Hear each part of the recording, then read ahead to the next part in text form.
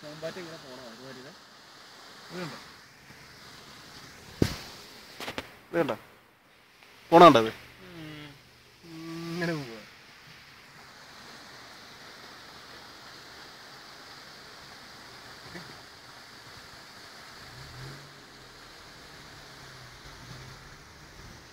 എന്തൊരു അറ്റ്മോസ്ഫിയർ അല്ലേ നോക്കി മണം തന്നെ ആ കാടിന്റെ ഒരു ഫ്രഷ് സ്മെല്ല്.